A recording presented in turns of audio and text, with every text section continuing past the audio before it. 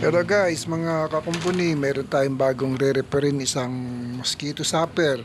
Mahina na raw makapatay na lamok. Buksan natin. Makita natin kung anong problema. Okay pa naman ang ilaw niya guys. Buo pa. Testing natin dito.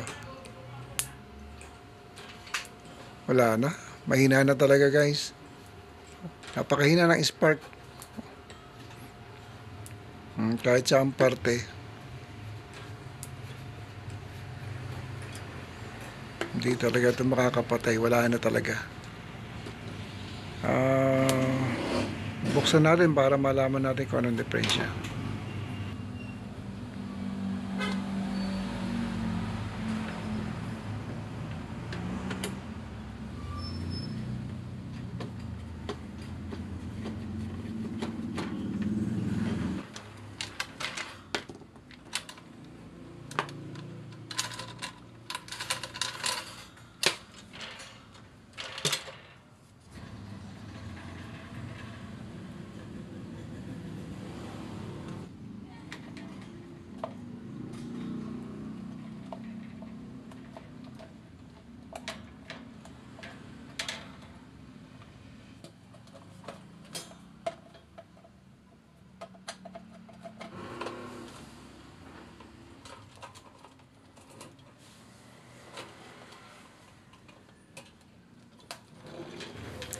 Hindi transformer ballast ang gamit niya kundi electronic ballast.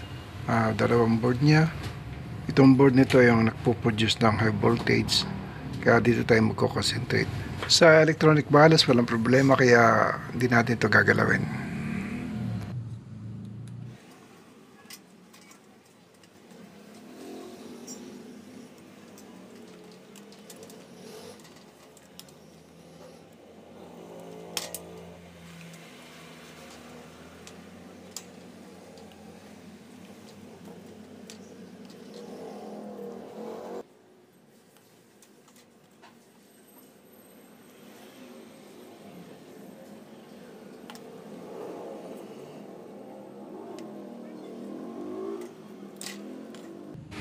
Ang stopper nito ay 220 volts, wala siyang high voltage transformer. Ang kuryente niya, ang lakas ng voltage dahil sa mga capacitor na ito.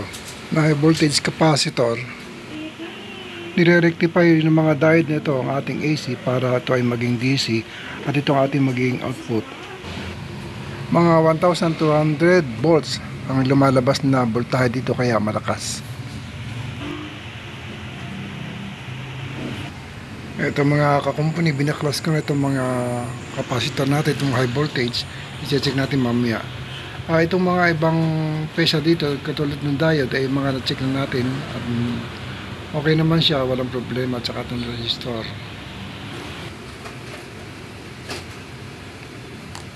I-check na natin itong mga high voltage capacitor. Lagay ko lang muna sa capacitance itong probe.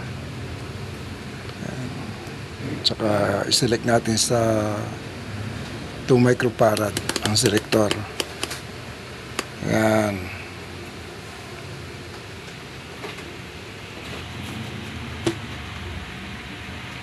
Unahin ko na itong dalawang output na capacitor. 153 or 0.015 microfarad.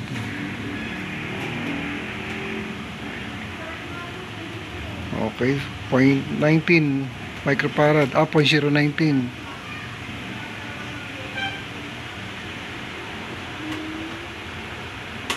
Ganun din itong isa, 0.019. Buo pa to.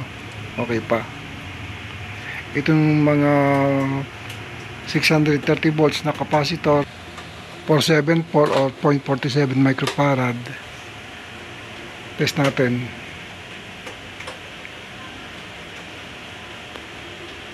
O 0.33, baksak, dito pasado, may leak na.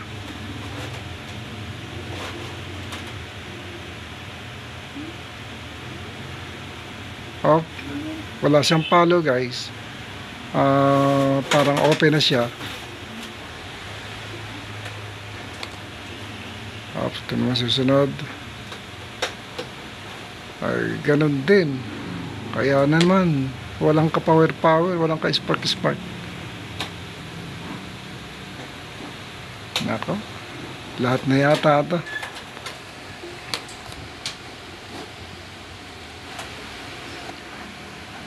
0.42.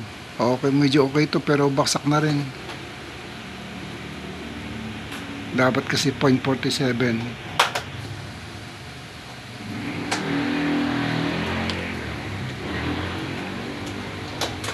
O, itong huli.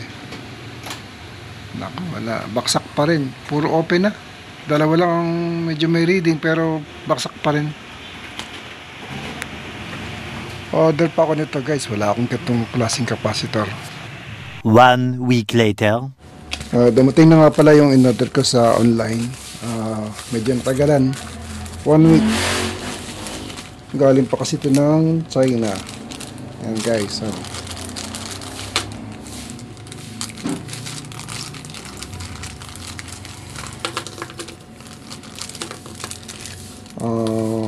Bale, 10 itong napa-order na kasi yun lang available. Hindi pwedeng mga retail kung ilan ang gusto mo. 2, 4, 6, 8, 10, 11. Uy, may tawad isa. Pero 10 lang yun. Titest natin guys kung okay itong mga to. Iset natin sa 2 microfarad. Ayan, 2. Yung nakaraan natin, puro baksak. Mayroong 0.43 o something. Pero baksak na rin yan. Kaya hindi natin gagamitin yon. Kailangan bago na ng bago para hindi na magka-problema sa susunod na buwan. I-test natin ngayon kung ilang microfarad to.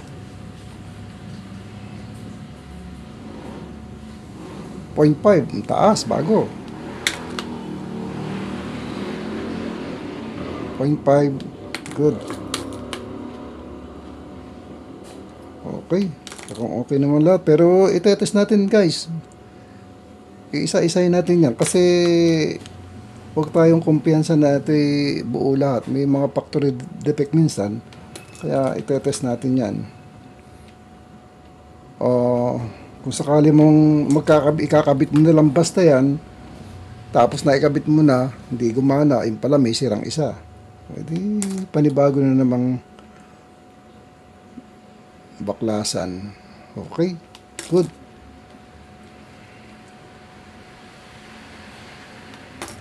Bagong-bago, taas, 0.5.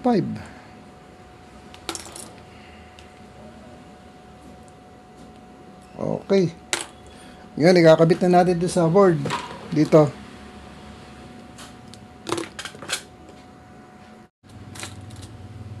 Napansin ko lang na medyo mas maliit ito kaysa sa original. Alam mo naman ngayon, nagliliitan ng pesa. Pero yung capacity nila, pares lang yan. O guys, tingnan nyo, laking diferensya.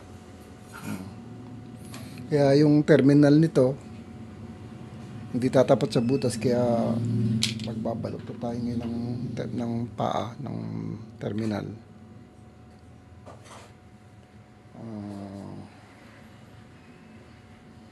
Yung mga ganyan, ayan. Ganyang ano. Saka natin ngayon lalagay dito sa board. Sakpaya.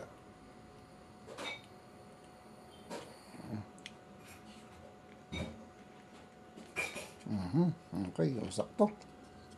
Yan.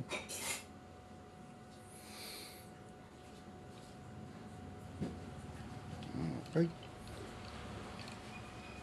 Yung dati nagsisiksikan ngayon ang luwag-luwag.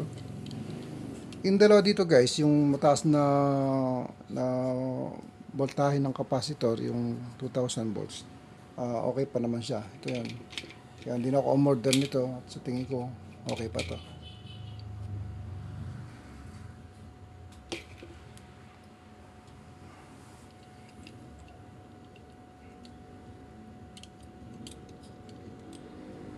Okay, ihihinan ko na lang guys.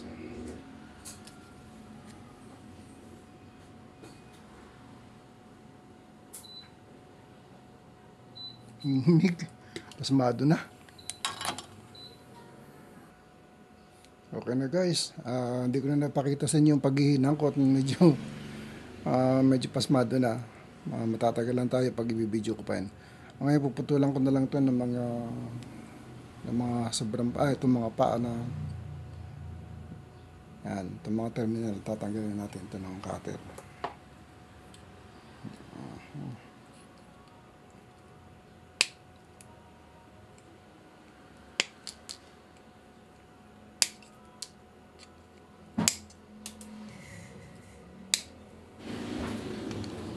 Last.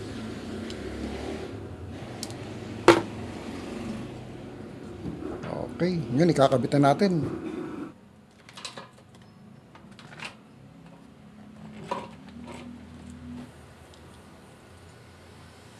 Ito yung ating input.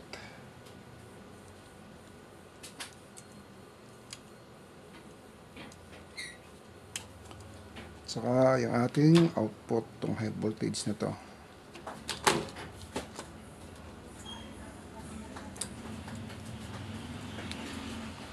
Ngayon, matetesting na natin kung gumagana na.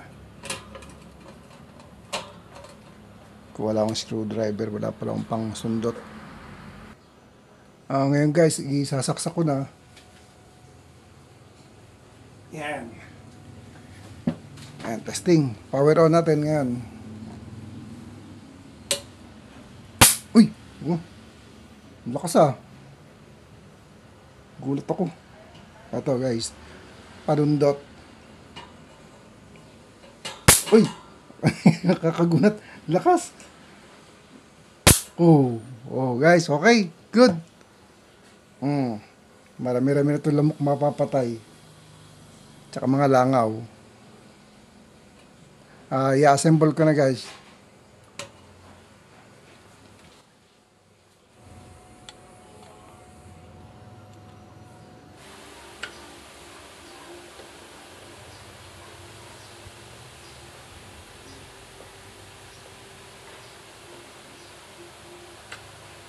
Okay.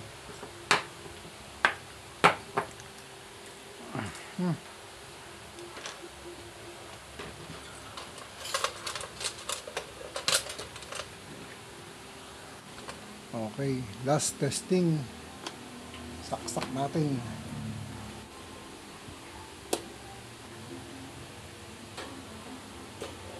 Uy, gugulat pa rin ako. Okay. Thank you guys sa panonood. Maraming salamat. Sana may natutunan tayo kahit konti. Please subscribe kung may oras kayo. Thank you.